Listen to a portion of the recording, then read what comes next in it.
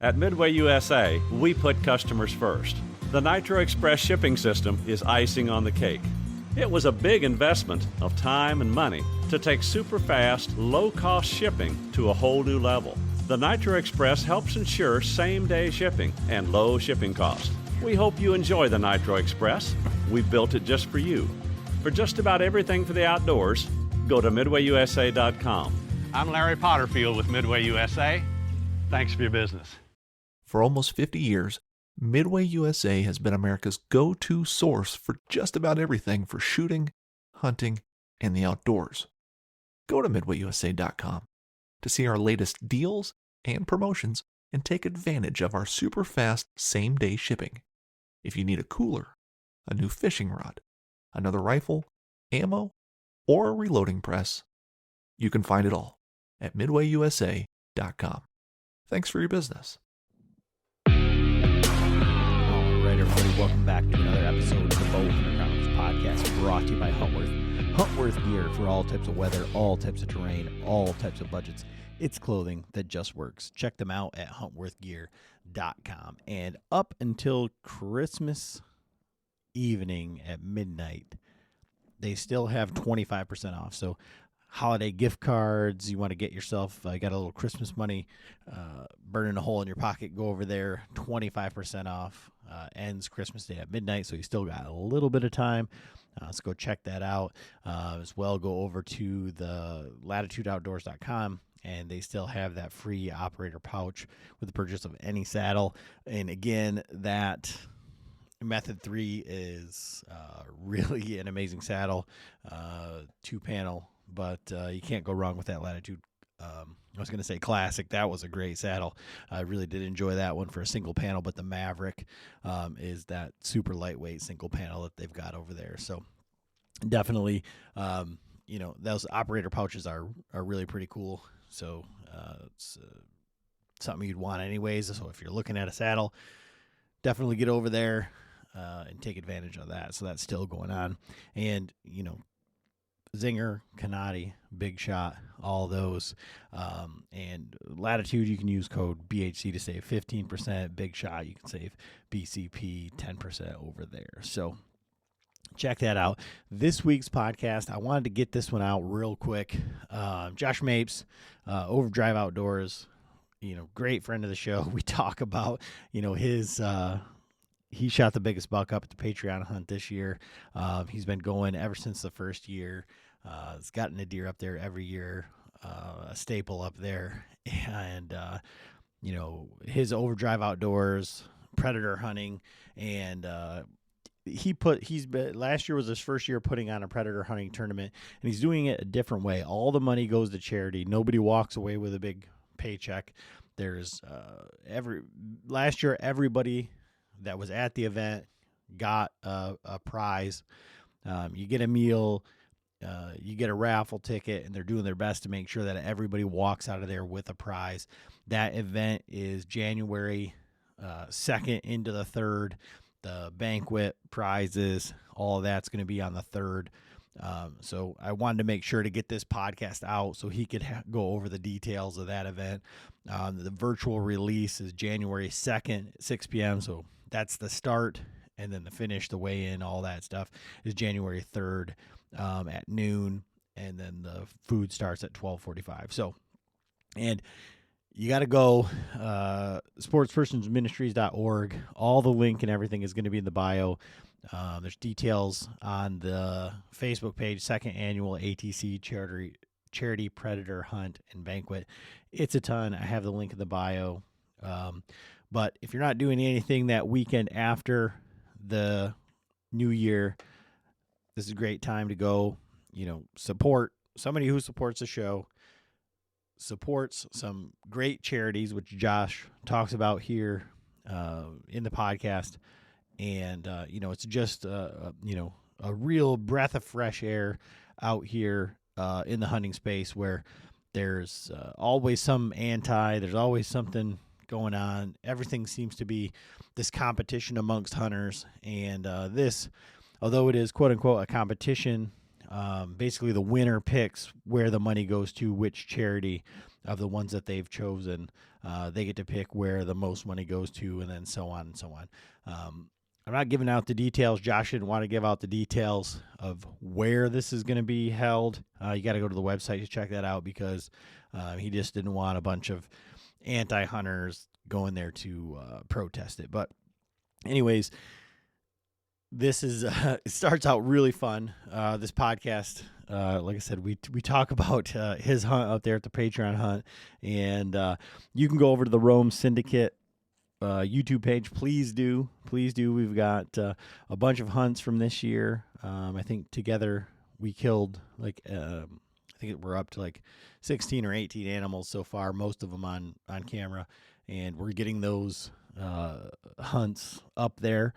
And one of those is just kind of like an overview of our deer camp up at the Patreon hunt, and it's Josh describing this hunt as soon as we got back, and it is pretty hilarious. So, fun podcast.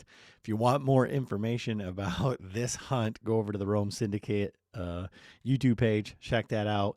Overdrive Outdoors is Josh. Sportspersonministries.org is where you can find information about the Answering the Call predator hunting tournament coming up January 2nd and 3rd, 2026. So, as always, thank you guys so much for listening.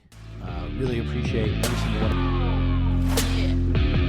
All right, everybody, welcome back to another episode of the Bowhunter Chronicles podcast. And today we got Mr. Josh Mapes, Overdrive Outdoors, and you may have seen him around. And I'll quote. I believe it said, "You guys did me dirty on that one." If you go to the Rome Hunting Facebook page, and we put up a video from our Patreon hunt, and Josh actually killed the biggest buck. He got it on video. We saw the video, and we were waiting for him to produce a video. And actually, I can't wait to see it. And you should go over there, Rome Syndicate on YouTube. You can kind of hear Josh's, uncut, like very candid story of what happened on that hunt, and you can tell from Josh's reaction it is very entertaining. I'll put a link down in this podcast so you can check that out. But how's that video coming along, Josh? It's still sitting there, Adam. I got it in there. I got all the footage together, but that one, because I was with Tyler the whole week, I was with Brad the whole week and running around so much with people, I've got a lot of footage to get together, and I just haven't sat down and done it yet. All the ones that you've been seeing that I have been posting are like short clips from a video from a scope or something like that. But that one, there's so much more to the story that went into that hunt that I just have to take the time. And it's probably going to be like 2 hours worth of footage cut down to, 10 to 15, 20 minutes maybe. So I just haven't taken the time to do it. But yeah, you guys, I saw that one and I watched it with my wife. I clicked on it, and Tyler's telling his part of the story, and she's kind of like looking at me. I'm like, hey, this is how it went down exactly. And yeah, you guys didn't cut anything out of that story. So everybody, if you want a little bit of a teaser for that one before my side of it comes out, the story's told raw right there on Rome. So, every year, so you've been, I think, to the Patreon hunt every year. Maybe, I don't know if you were there the first year, but you were there the first year. You've been there every year, been a big part of that. And I think you've been successful every year, and, been a big part of that. What is that hunt? You do a lot of hunting, whether it's the coyote stuff, and we'll get into that, but so like, what does that hunt and everything kind of mean to you? What draws you to go do that every year? You guys are fun. I mean, you guys are fun. When it's very hard, and you've talked about it on the podcast before, it's very hard to get a whole group of people together and have everything go as smoothly as it usually does in your camp. Jim's deer this year, everybody, like dude, that's my favorite kind. And he's like, what the hell? Everybody would kill me if I brought that back to camp. You know what I mean? When my deer came back, it's still razzing. Clearly, we're 2.5 months later now and still getting shit over my deer.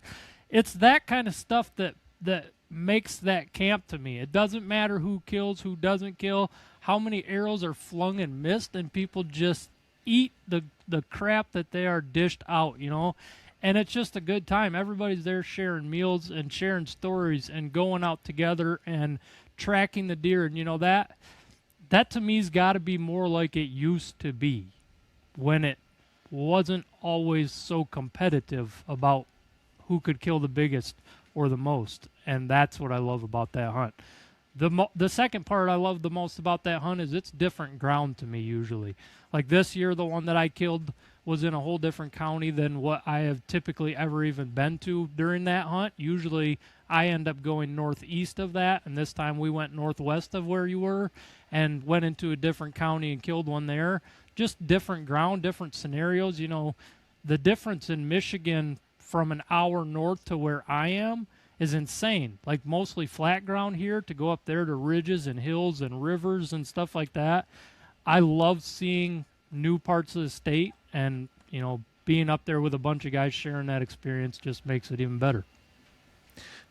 Why do you think you've been able to be successful? I mean, you kill a lot of deer every year, and it seems like you have a balance of like some public land to hunt, but it looks like you've got a little bit of private. You seem to have some opportunities to take your kids out and stuff like that. Yep. And you know, like it would be real easy to just kind of lean in onto that, you know, private land stuff and be like, oh, I'm just gonna, you know, I'm gonna fill the freezer here, you know, with the opportunities that I get. But you seem to be hunting hard every chance that you get. You know, why go so hard, and what allows you the success? Like, why? How's that coming about for you? The number one reason to my success probably is an understanding wife. Like, no BS. You guys see how much I hunt. I talk about hunting all the time. I'm constantly doing something related to hunting.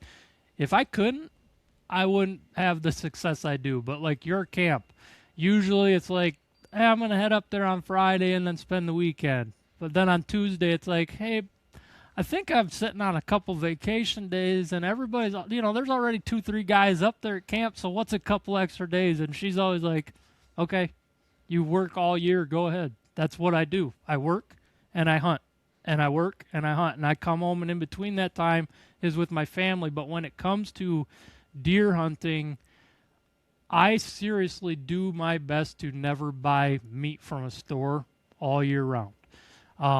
Today, for instance, we put up 27 pounds worth of summer sausage.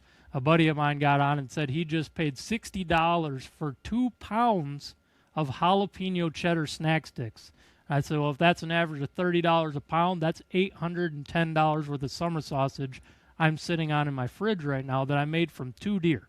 That cost me $40 worth of tags, my time, and my effort. And my daughter up there, she can't even get the words out when she's eating that because it's delicious and she loves it. That's what I love so much and why I try so hard. What allows me my success? I don't know, because I really don't feel like in certain situations, well, I guess I'll tell you part of it probably is a bit of selfishness on my own part. There's a lot of guys up there at your camp that are not focused at all on, they don't even care about bringing a bow. I do, and that's a selfish part of my own. I try to go out there with other people, break off, show some scouting, you know, work some ground with people, but I am very much so, and it is a fault of my own, a selfish hunter in that way. I like to be sometimes left alone to just go, not be disturbed, go look, go see what I find. But like that hunt, without Brad and Tyler being up there driving around like the day before I got up there, I would have probably never even found the spot that we ended up to. But Brad came up and he said, hey, we found one of them mape spots. And I'm like, what's a mape spot? It's a clear cut on public with a lot of deer tracks. Let's go. Let's go try it, you know? So without even that little bit of a help, I wouldn't have probably killed a buck this year, you know what I mean? But he put me in a spot that had a lot of activity My job after that was just to find the deer.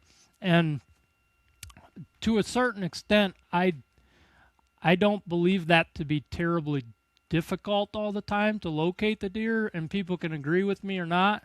But like that time of the year, how many times, Adam, up there have we gone and set people 30, 40, 50 yards off of a road because as soon you're driving down public roads and deer are running across them feeding on acorns, it's not necessarily the hardest to find where the deer are if you can find the food in the early season. The same with the late season. So I don't think like that I'm greater hunter than anybody out there. I think I just put myself in the situation often, but a lot of that is that run and gun. Right here, right now, I'm finding sign, finding scrapes, jumping deer off of acorns. That's the kind of stuff I set up on. But I will never tell anybody I am a big buck killer, a big, that's all I go out there and target. I specifically target brown, four-legged deer with a heartbeat to fill my freezer. And when I bring them home and my wife and kids are happy, that's all I really care about. Opportunity is big for me. That 8-point this year, that opportunity could have happened to any single person that was sitting out there. And we were not the only deer hunters out there. There was a lot of them leaving angry after we were screaming through that clear-cut happy that morning. But, it could have been anybody. I set up in the right spot, blind luck, and you saw the shot. Wasn't great, but it was effective. Did I hear you right? Did you say shot? Shot. There's an S on there. Multiple shots that morning. But yeah, it just could have happened to anybody. Tyler had really the first opportunity at that buck when it came around and bedded by him. If that thing would have offered him a 30 or 40 yard broadside, I would have loved to drag it out with him just the same. It was just the opportunity struck in my position and I made it happen. The funniest part about that whole story, at least to me, and I don't even think that it's on that video. I don't think it, like the audio came through or like the conversation was there, but like you're like, well, he came through at like 50 and he bedded down and like but then like too he far. got up and he's too far, and then he got back up and he walked by and he was like at 47, and now it's like, well, he was at 45, all right? It was that 5-yard difference that made I shoot to 40 in my yard all the time. And 40, 45, I don't like taking those shots, but the opportunity, and when you see the video, I mean, he's broadside, standing there wide open, 45 yards. It's a poke, but it's not a poke that I'm not confident I can make in the right situation. And I mean, 2 inches more and I wouldn't have made it. Yeah, no, and none of it. I'm not like second guessing you or anything, but it's no, just you like should. the way that you say it. No, because no, you're right. He was just like standing out there, and if you're comfortable shooting that, I mean, like we say it all the time. Like we shoot like 60 yards is like what we practice at. So those 20, 30 yard shots are easy. And then with the total archery challenge and all that stuff, we're shooting out to 100. So, especially even like on, elk size targets and stuff, that 60-yard shot is like, the max range, or, like where you're saying, okay, I'm not going to shoot at an elk past 60, but you're just like, well, they came by at 50 and that was too far. And then he got up and, the first 3 bucks walked by and they were at 45, and then he came by. So I was like, I got to do it. Like, it's just like, what are the better odds, a 50-yard field goal or a 45-yard field goal? Come on now. You're going to kick it with 45. Oh, no, that's great. And so you said in there, like, about the camp, like that there's no competition, or, like the way that, quote unquote hunting used to be. And I just heard something, I think it was like on that Hunter podcast, and it was like, whether it was like social media or like whatever, like made like hunting, like have this like land grab, so that everything was like a competition.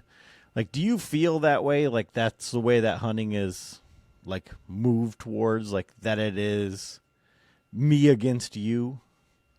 I feel like in a lot of areas it has become that way. I feel like, and this one might stir the pot, and I don't intend to necessarily, but deer hunting in Michigan sucks.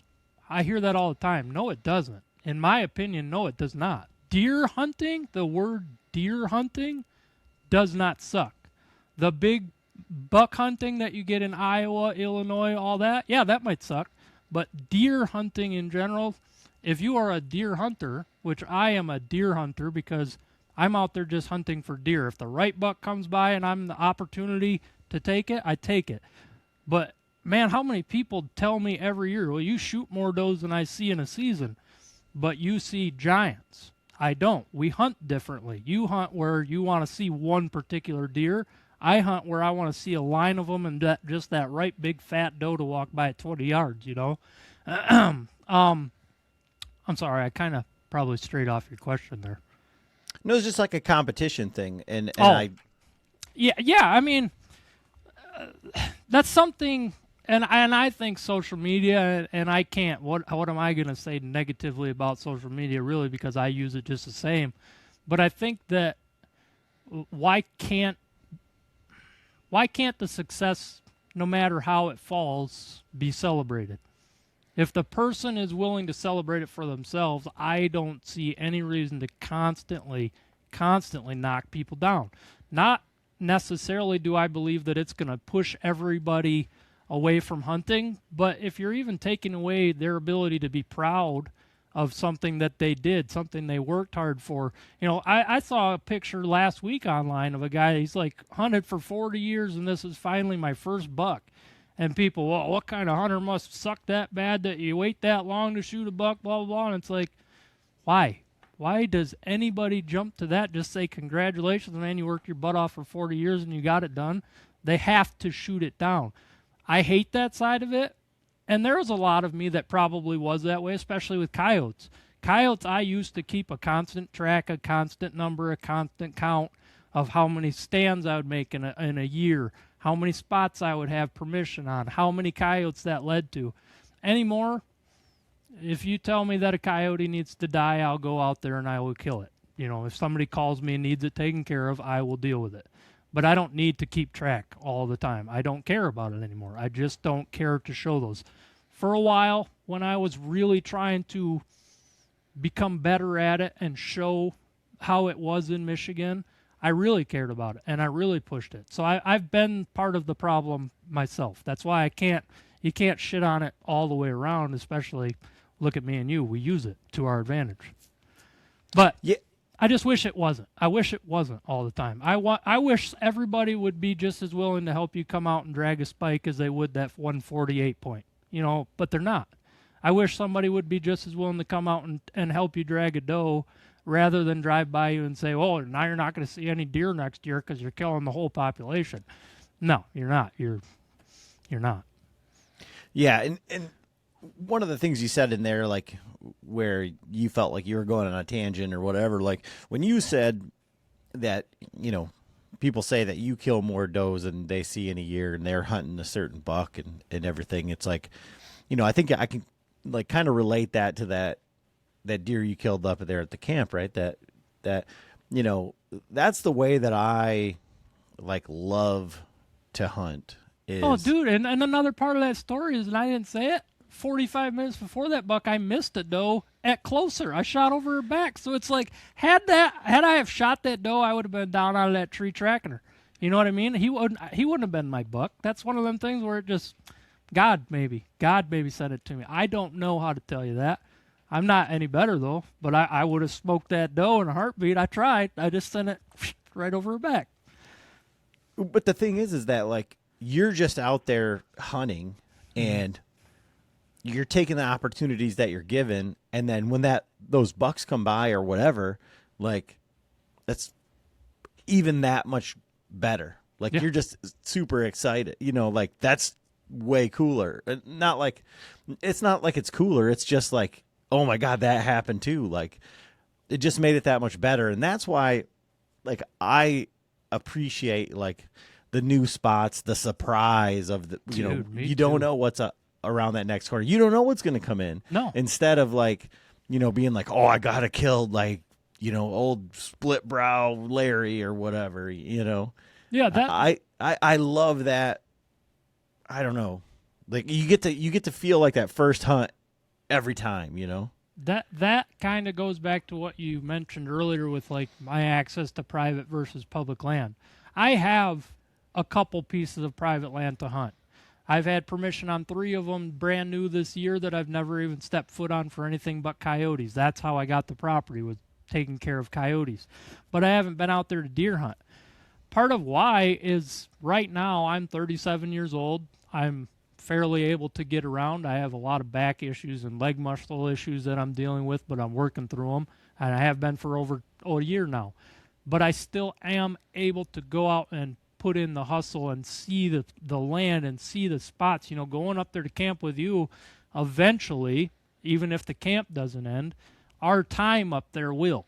And going up there and seeing that stuff and walking those ridges and just hanging out with those guys, you know, that'll eventually end. Right now, while I'm capable, I don't mind hustling. I don't mind failing. I don't mind not seeing any deer. I like hunting, and I like seeing the sunset. I like seeing the sunrise in different spots. I like hearing coyotes more than most people can even imagine when I'm sitting out there in a deer stand. Don't show me a deer, but get me to get a pack of coyotes lighting up. I'm happy as can be. Those private spots that I have, I mean, my daughter, she shot that big old buck on a piece of private land that I can hunt anytime I want to. I just don't, because it's got so many deer that, to me, number one, early season, it's almost like it's too easy for me. I'll take those easy deer now. The season's been long, and I haven't filled the freezer nearly like I did last year. So now's when I'll go take advantage of that, because the kids are done. They don't want to go sit in the cold, the wind, the nasty. I will. That's when I'll go take advantage of that. But like early season, bow season, like my boy this year was really into it. Started finally to the point of asking me to take him. And it's like, okay, that's why I saved that private spot, because I don't care if I see a deer, but to know that he's going to go out there and probably see some deer and have a good time, I don't feel like wrecking that for them. And while I can, I'll put the effort in to go wander into the deep woods somewhere and be by myself. That's what I love. When they go with me, I've learned a 1 mile walk with them, they don't want to do it. And making them do it makes it suck for them. So I just don't force them to. But, you know, that's why I don't take advantage much of the private land stuff. Right now I've got an apple orchard that's like every deer that moves, we got to take care of them. So I'm filling tags out there. But that is literally because it's the end of season. My wife's still going, this is what we need to get through the rest of the year. We got summer sausage, brats, all that stuff to make. So this is when I do it. The rest of the time, it's like, you know, 1 or 2 in October, 1 or 2 in November. That's fun. Now it's time to get serious and start taking down, number one, the doe population, which we can agree or disagree. In my location, there's plenty of them, and I can kill all 12 of them if I wanted to with no problem. I think I've killed 8 this year, 7 this year, and they've been through 4 different counties in the state. So I still have more than I can go to in different locations, and I still have more plans to fill up the freezer with more. So, you know, it all just kind of works back to, everything works back to my family in the end of what we use this meat for and stuff. And when my boy wants to go, my daughter wants to go, they want to go out and have a good sit, a comfortable sit, I take them to the private. The rest of the time, I'll go hustle. Yeah, I mean, that, I guess I've never heard it like broken down that way. And that makes a lot of sense. You know, like hunting for fun like the rest of the year, and then like taking the low-hanging fruit, you know. And I've heard people say, like, you know, I'm going to go hunt with my bow. You know, I've heard it done that way. You know, like, well, I'm going to go hunt with the bow, but then like November 15th is usually the cutoff. Like, all right, if I don't get it done by then you know, the easy button comes out, and that's what I'm hunting. But it's always like in terms of the bucks, you know, it's not just in terms of like meat necessarily. You know, maybe a little bit, but not, you know, just waiting until like the end of the season. So I think that's pretty cool. And it's definitely a reasonable way to look at it. But like that, you know, that, like I say, that surprise, that, you know, you never know what's around every corner, that, you know, and, you know, again, check out the video. You can see it in your face, in your voice, everything. It's not like, I've been watching this deer for every, just how I planned it. I knew he was going to come in. Yeah, that's the absolute opposite of just how I planned it. Right, exactly. I planned him to be at 15 yards quartered away, but I didn't know his scrape was at 55 yards. And, it is not how I planned it at all, but it worked. Yeah. No, I love that too. That surprise though, of especially like a first time spot. Like even if it's one you haven't walked. Right now in the snow, I love it because their trails cross the road on public, and those trails are going to a destination, either a bedding area or a food source typically. Like I love hunting them because groups and groups of does will walk lines by you. And on a good night, shooting 2 of them with a bow right now in the snow, man, that's just a blast. We've talked some about competition, right? And like amongst hunters, like in the deer woods, and, you're doing something different with that from like a predator standpoint. So what is or was that like in the predator world? Because you may see like a big buck contest, like at a tavern, like where you can win a rifle, or you may see the buck pole where you go in there and they have like a raffle and they have some things like that. And they just had the, Domageddon or whatever, the donation. The donation day right here by my house. Yeah. Yeah. Not too far away. Yeah. So there's that kind of stuff in the deer world, but in the predator world, it's a little bit different, right? Well, I mean, typically that donation day type thing, that is kind of more of the way that I'm trying to take things, where it's hunters coming together for a greater cause than themselves and the other hunters. Go ahead. But I mean, what is the climate like for a predator hunt? Like how are they usually run? What does it usually look like? So usually, you're going to have the majority of them. I did tournaments for like 15 years. When they first started, I started joining them, and they were fun. Back at that time, pretty much everybody in the state of Michigan that would come out to get involved in those were on the same playing field, because coyote hunting was pretty much new at that point. Not very many people were doing it. There wasn't Facebook and all this stuff where you could jump online and learn. And so when those competitions started and you got into them to begin with, it was like, hey, you got one? Holy crap, you've been out all weekend and you got one? We didn't see anything, and that one was like everybody huddled around it like, how'd it happen? How'd you get it? Where'd you get it? What were you using? That kind of stuff. And the conversation was always friendly and usually pretty helpful. And then over time, and I'm trying to do this as stepping lightly as I can, because last year I think I did plenty of pissing and moaning and yelling. But over time it became to where people were really good at it. And then it got to, well, I'm better than you. Well, I'm better than you. And then we're going to be better than you no matter how we got to be there started happening. And everybody could put that together. Kind of like we got weights and fish, that kind of stuff starts happening. When there's money involved in stuff, it pulls out the ugly in a lot of people. And that's the brutal truth. That I've seen it, I've watched it, and I've watched it happen to the things like coyote hunting that I love so much. Now, typically, you're going to have top 3 payouts, and all that money that is collected, like I think the max pay in a tournament in this state for any of them that I've done was like $150 a team. Now you multiply that by 150 teams. You take all that money, you start dividing it between top 3 to 5 to 10. They started adjusting the payouts as the years went by and the payouts got higher. But when there's $5,000, $6,000, $7,000, $8,000 on the line, people will start to do things, and people will start to talk, and people will start to argue, and the necessity to wave your dick around starts to be there, where people will do things to be able to do that, to be able to say I'm the best. And in the last 2 years, it got to the point where me being a coyote hunter for as long as I have, is 20 years now that I've been doing it, got to the point where people were like, Josh, you're not showing up at this one. Why aren't you at this tournament? Why haven't you done this tournament? Are you coming to this one this year? And it was like, no, I'm phasing myself out of the need to be better. I know I can go kill a coyote, but I don't need to know that I can do it better than you, worse than you.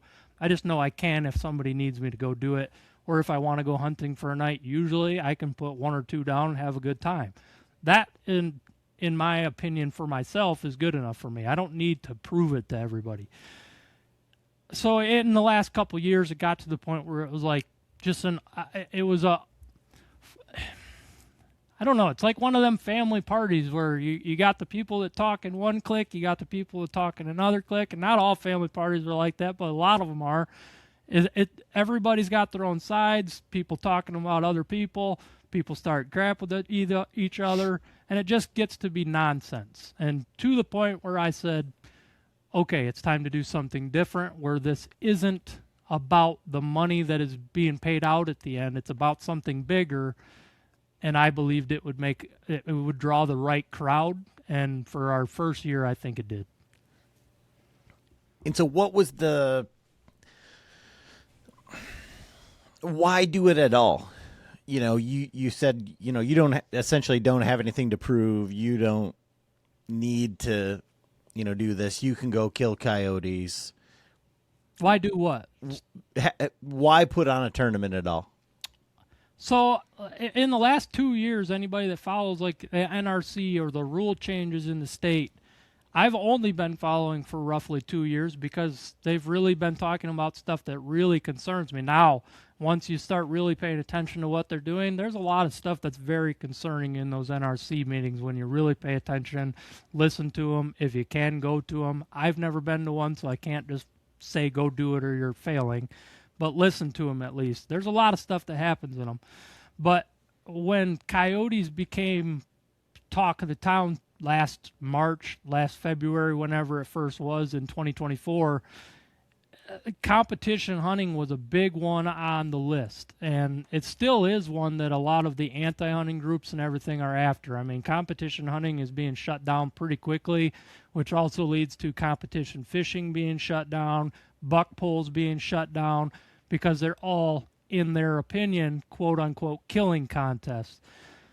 When people bring quote-unquote killing contests to NRC meetings, people bring pictures that people have posted online as evidence of why people shouldn't be hunting coyotes year-round. And before I get too into that, I've been that guy. I've been guilty of that. I've purposely in the past posted things that I knew was going to piss people off because that's how I was. Now I kind of have learned, man, that shit really doesn't help anything. You know, it doesn't. Pissing them off doesn't help us, where as much as just kind of letting them skate by it, don't say anything, you know, like that. You know, our posts now, we try to somewhat remain respectful about the stuff. You know, we're still hunters and we still shoot things, and stuff still has a hole in it that we like to talk about for bullets and stuff like that. But, you know, that kind of stuff came to be brought in front of the whole NRC, in front of anybody that was watching, in front of everybody that was in the crowd. And at that point, it was like, I was sitting there watching this, just like shaking, like, you guys are talking about the minority, not the majority. But the minority typically is the louder voice, typically gets the most attention because they're the loudest, and those always go against us. Now, the majority of coyote hunters aren't those ones that they were talking about. And I'll say that, you know, that we don't all get along in this state, but there is a lot of really good guys in this state, really respectful guys in this state. And any of them at that point in time should have been looking at that, you know, NRC meeting going, you are not talking about me. You're talking about this guy or this guy, but you're not talking about the majority of us. And, you know, it started to be like, killing contests shouldn't be allowed, especially when you're killing for money.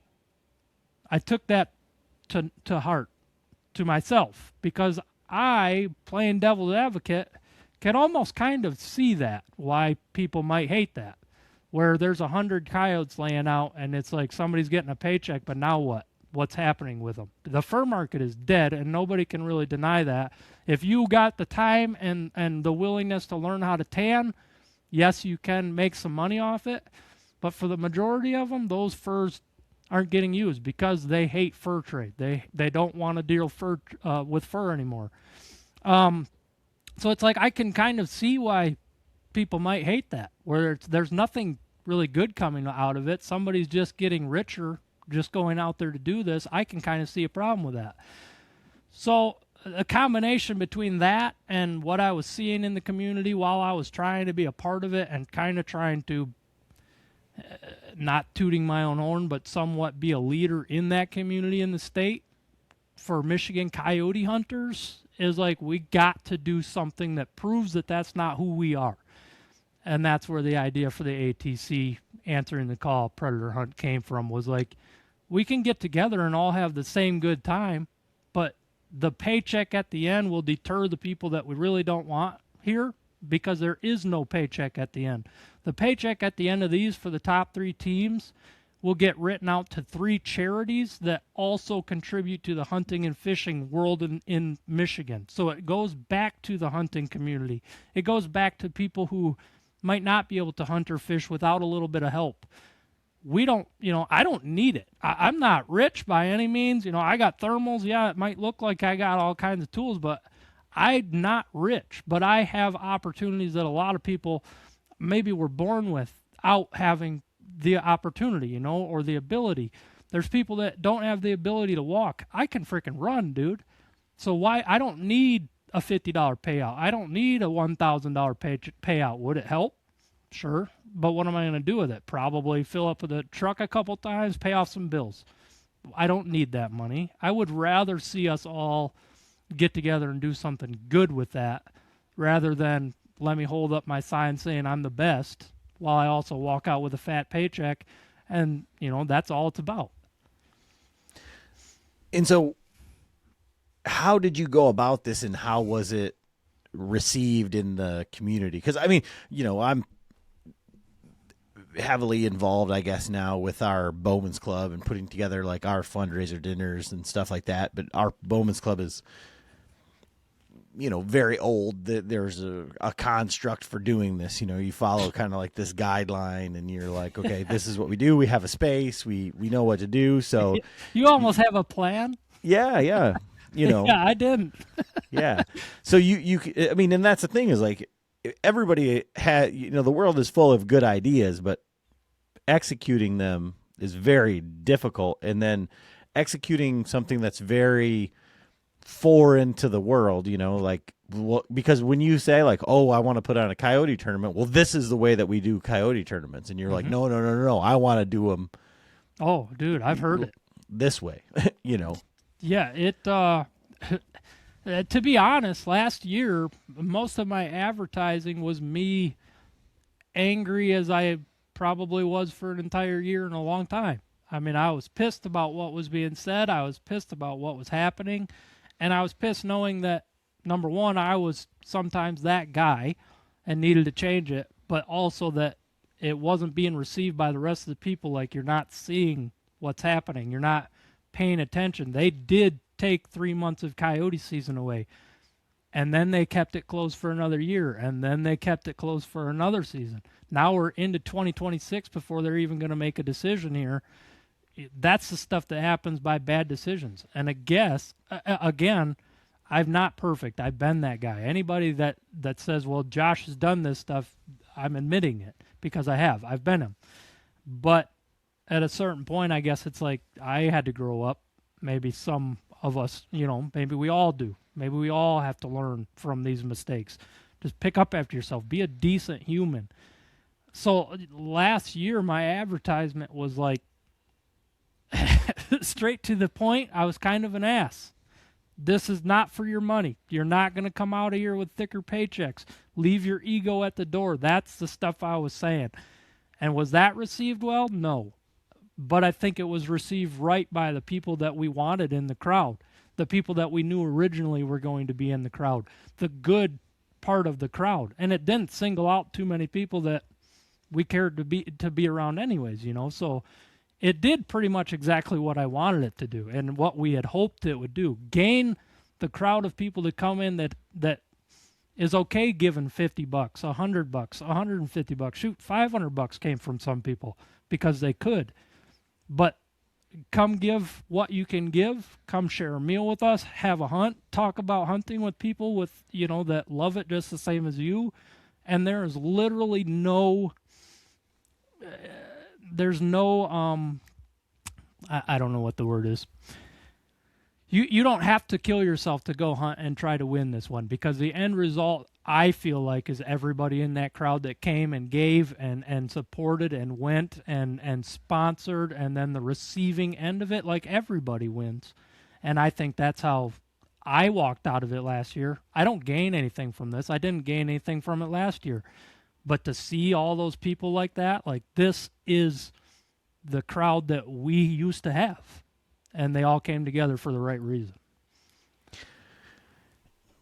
How long did it take you to put this together, and like, how does it work? That's kind of like what I was getting at, like the nuts and the bolts of it. Like, so like, let's say you want to, normally you say, okay, you got X amount of time, you kill whoever kills the most coyotes, the heaviest coyote, all these things, and you're the best. You're king of coyote. So usually a coyote tournament would be, typically most of them are like a 48 hours. Some of them are 24 hours, where they start on a Friday or Saturday night and they just go till the next day.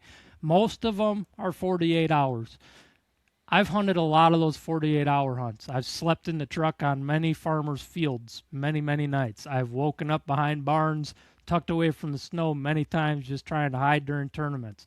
And then go to these events at the end and talk to your friends, talk to new people, and you're like so tired that your voice isn't even working, and you can't coherently form a sentence. And I'm like, well, for ours, we're going to do a 24-hour. So typically, this took me from, I think it was February of 2024, and then I started getting the people on board. Kevin with Overdrive, he's always been in support of this. We had quite a few hands get on board as soon as I started talking about it, what I wanted to do. And that started like February, and I put it out for a year. So it was January. The first one was January of 2025.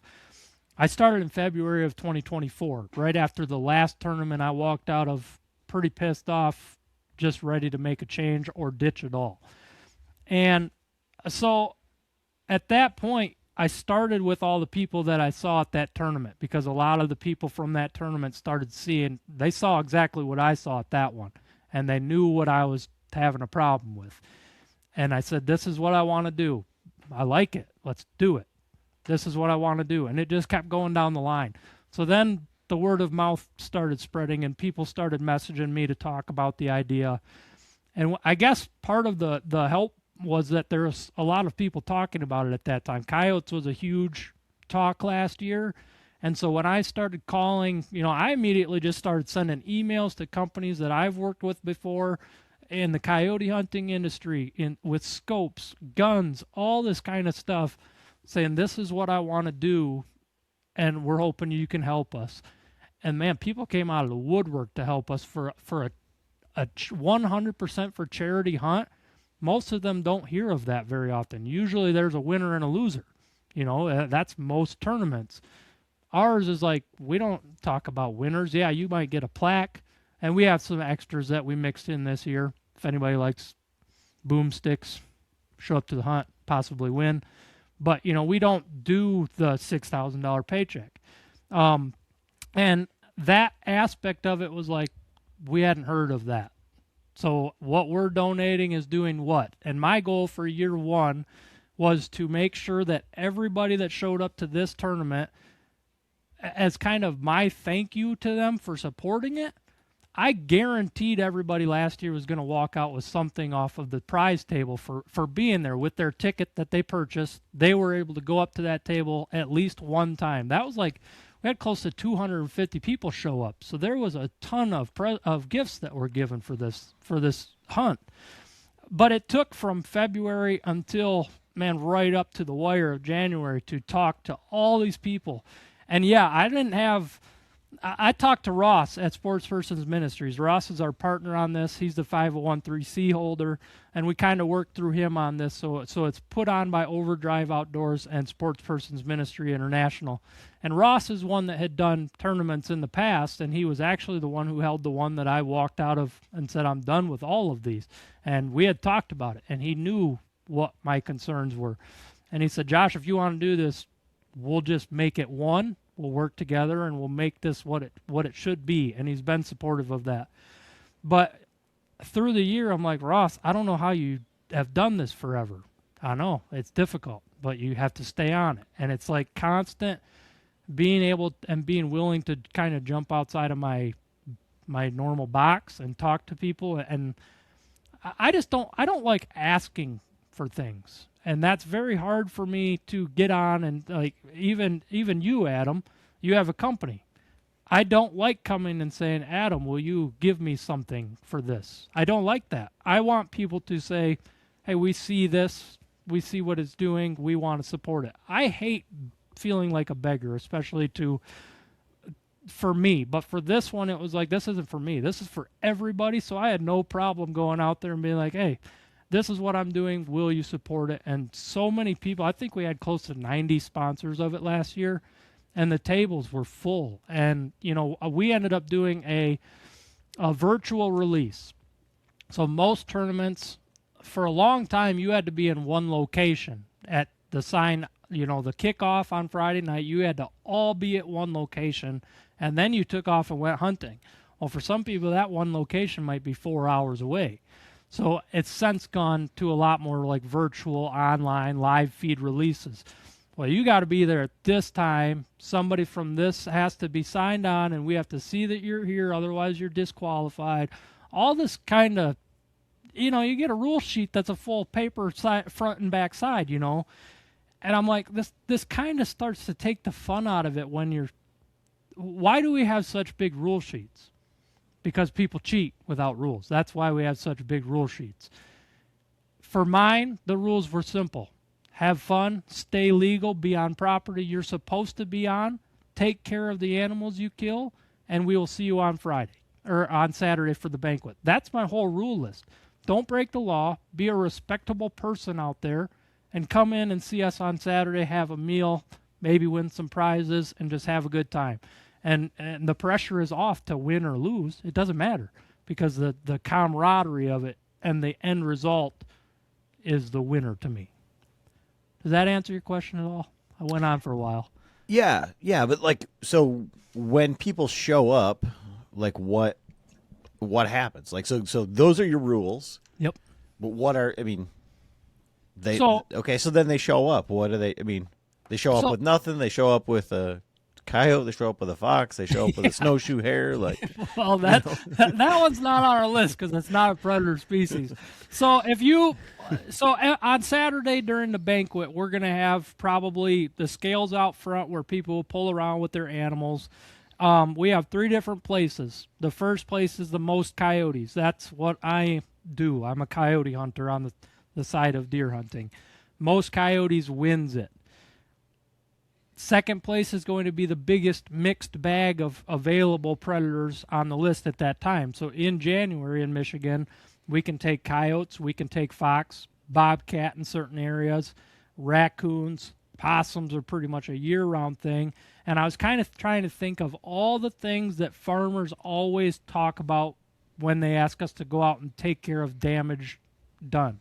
Raccoons, huge. Nest raiders, cornfield, destroying things. Possums aren't usually so bad, but a lot of chickens are taken by possums. Eggs, and a lot of people with chickens will ask you to take care of them. That's another way that we could just help somebody out without asking for anything in return. Like, you could go out there, bring in one coyote, one fox, one raccoon, a possum, and probably win second place position on that because it's the biggest mixed bag of animals that are currently legal at that time. Keep that part in mind, people. Make sure it's legal. And third place is most raccoons. And that is specifically because so many landowners have problems with raccoons. Farmers, especially with corn, have problems with raccoons. They get into haylofts, all that stuff. They can get animals really sick, from my understanding, like from the feces that they leave in the hay and stuff like that. And farmers want them gone. Well, with the fur population or the fur market dead, pretty much most raccoon trapping has kind of ceased, and raccoons are everywhere. Farmers are always asking for us to take them, so we allowed those for the third place position. Just go bring us the most of them you can for a farmer, and if you bring in 10 and another guy brings in 9, you took third place, get the plaque, and then whatever else we throw in there. But the first, second, and third place, all of the winning or all of the money raised through the registrations goes into a pot, and I don't get any of it. Nobody takes home any money off of this. Nobody comes out with any more cash in their pocket than they walked in the door with. If anything, they're going to walk out with less, unless they're one of the 3 charities we've selected. So first place, most coyotes, they're going to get a check of a certain dollar amount, and then we're going to fill out whichever charity they selected for that check. So they get a choice of 3. Whichever one they choose gets the first place winnings. Second place is the same. Third place is the same. So immediately after they win this money and they're proud of it, they hand it off to the people that are going to be benefiting the most from it. But yeah, I mean, if you don't hunt, if you want to come for the banquet, we still sell the tickets. They're all on the same registration page just for the banquet. But we have a hog roast coming from G&G Pork in Middleville. I think he said he was doing 2 hogs, so we're going to have plenty of food. We have food being catered up from Newaygo. We have people coming from all over to make this happen and just make it a good event. So you're going to go through the check-in if you brought in animals. If you didn't, you can still come out and check out the check-in, the weigh stations, check out all the animals, and then just go in, enjoy a meal and the raffle, and just have a good time. I mean, it's nothing like I've been to like big banquets, like the Whitetails Unlimited stuff I've been to. It's nothing like that. This is just a laid back, let's raise some money, let's do some good, let's give you guys some prizes for being willing to come out and raise some money. And at the end of the day, man, last year was like a breath of fresh air to walk out of one where nobody had anything bad to say, even about another person. Nothing. And it was quiet, it was peaceful, and in the end, like the trickle effect of all the positive things that people said and did and where that money went and how it helped, it was like a year's worth of everybody going, golly, we did something big. So a couple things like with that, like what happens to all the animals? Like, so you bring in, so if I bring you 15 possums, like I don't want these things. Yep. So I got to take them home? Like, no, well, so taking them home is your option, but I also have a person coming from Regal Remains, and she likes to work with oddities. She likes to work with bones and stuff like that.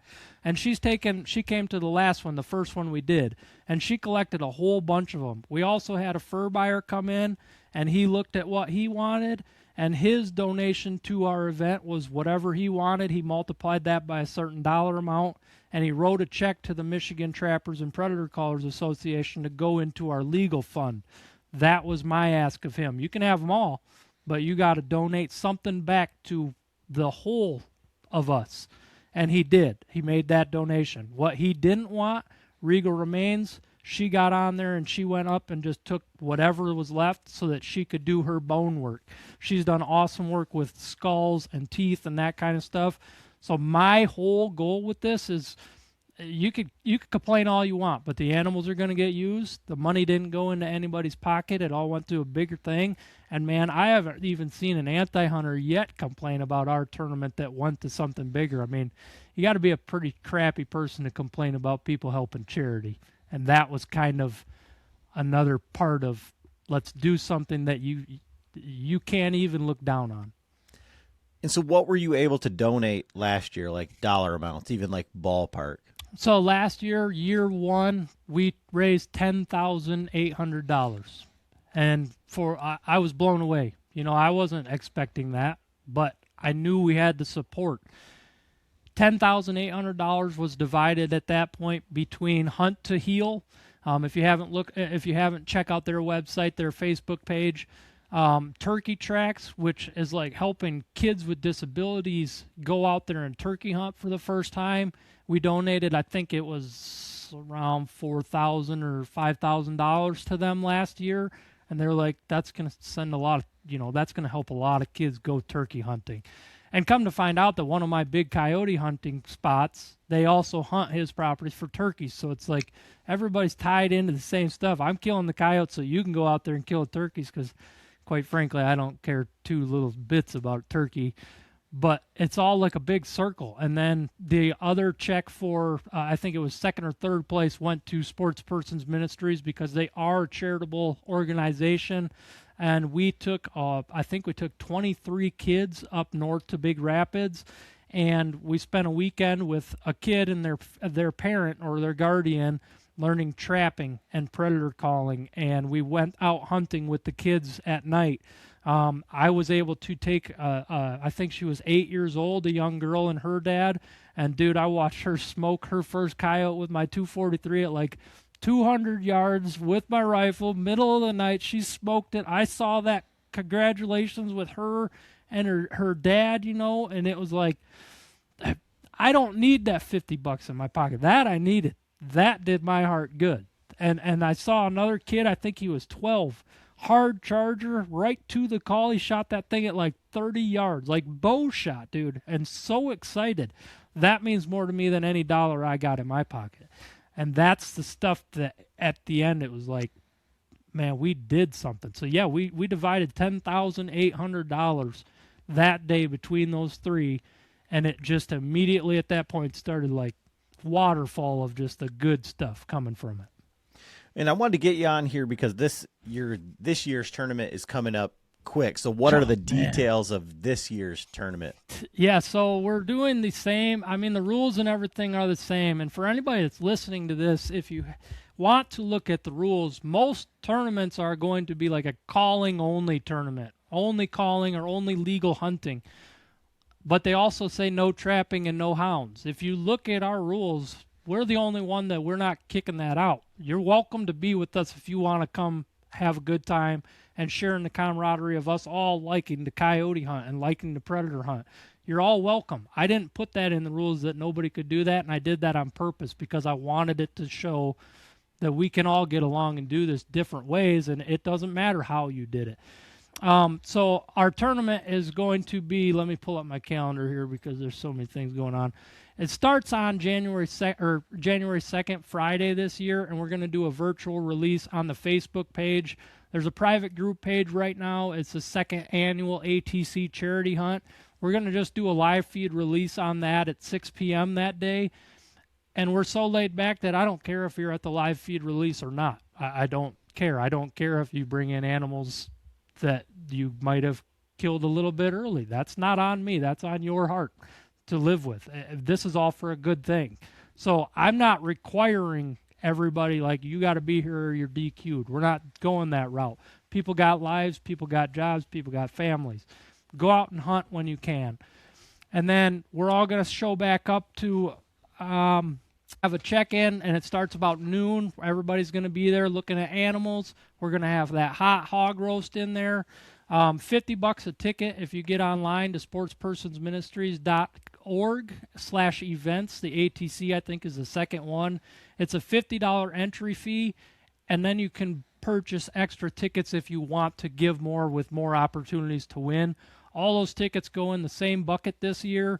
Last year we had multiple buckets and didn't really like how that had worked out, so we're putting just everything together this year for the raffle. The rules are simple. Don't be a good person, be a respectful person, be on land you're supposed to be, follow the laws, and come see us, have a good time. So it's easy.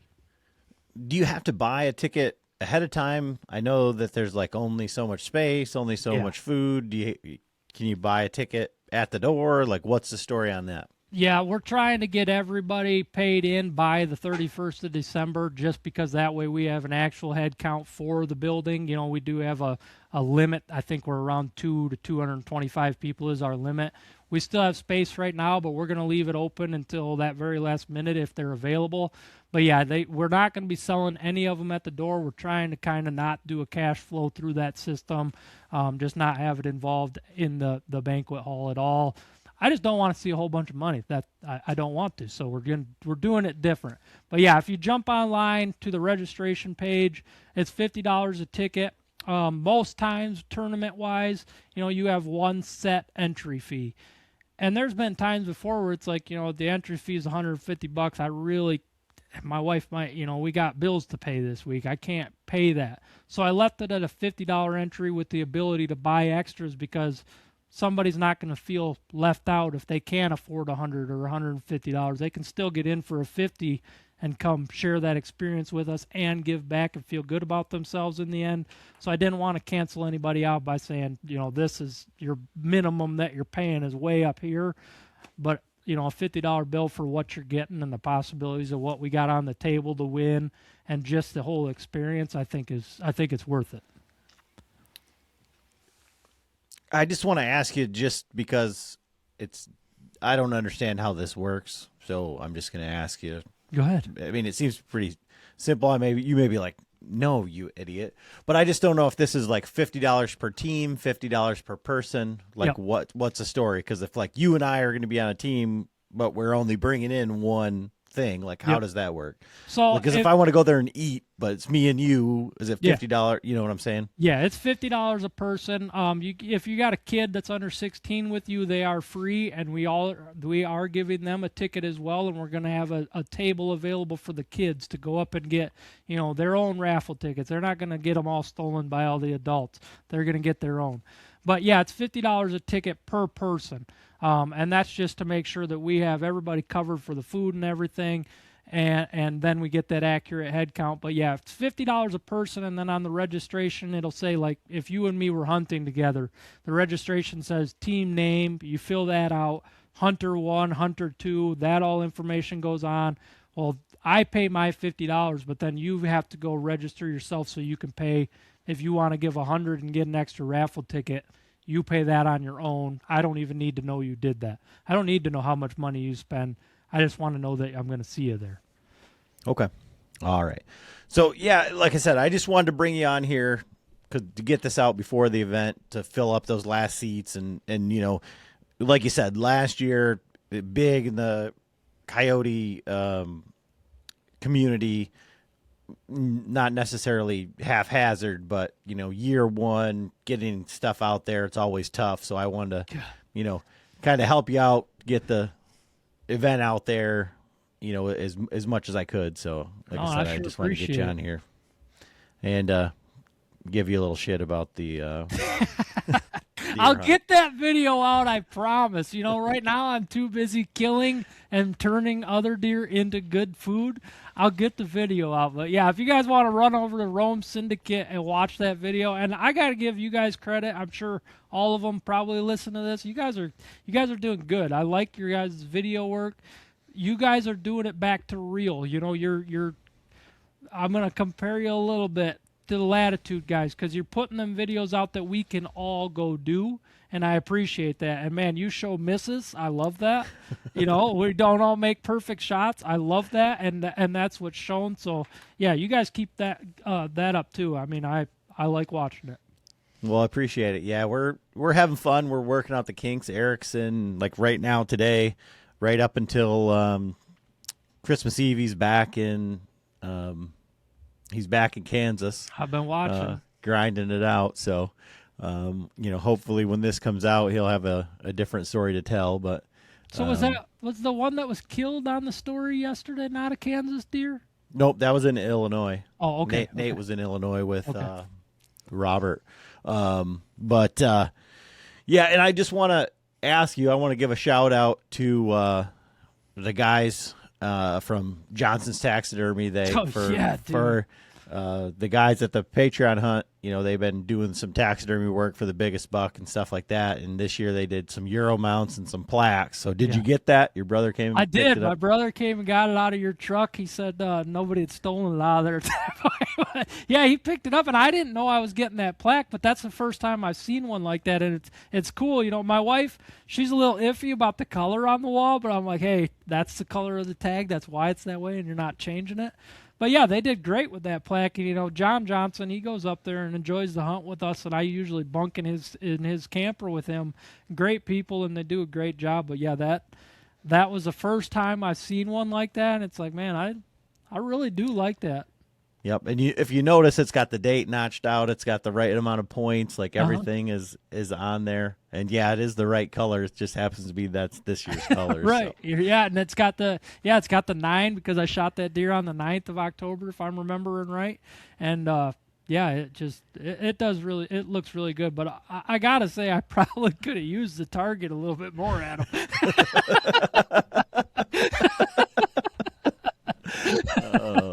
No, it's a good time going up there, and I appreciate that weekend.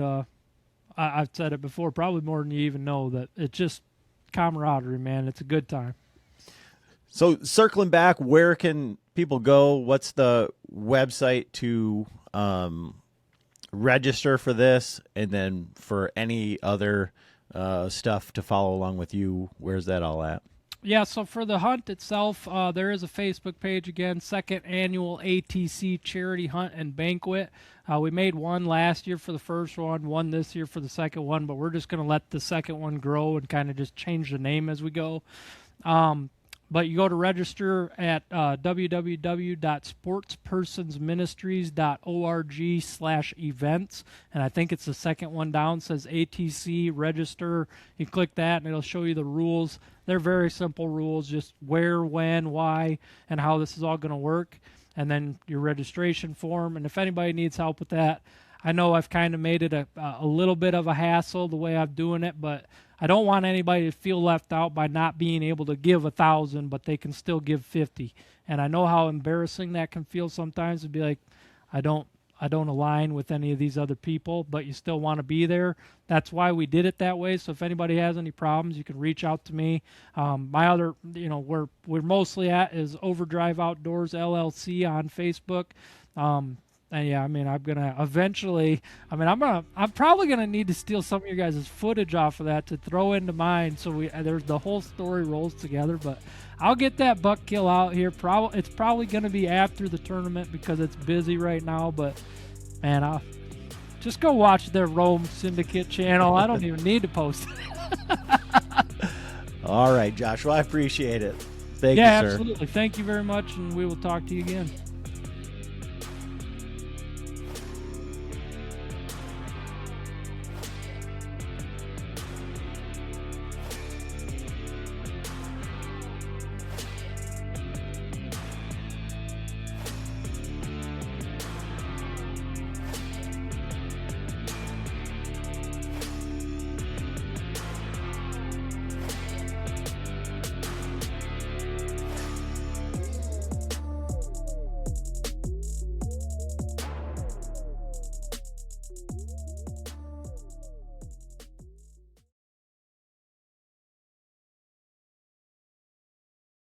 From dawn to dusk and every moment in between, Captain Justin Leake and Meredith McCord have an exciting adventure waiting in the water. Catch Chasing the Sun, Sundays at 10 a.m. Eastern on Waypoint TV. Waypoint TV, your destination for outdoor entertainment. Outdoors isn't just a place, it's a lifestyle. Experience the action and unforgettable stories with Silver Kings, Sundays at 8 a.m. Eastern on Waypoint TV, wherever adventure takes you.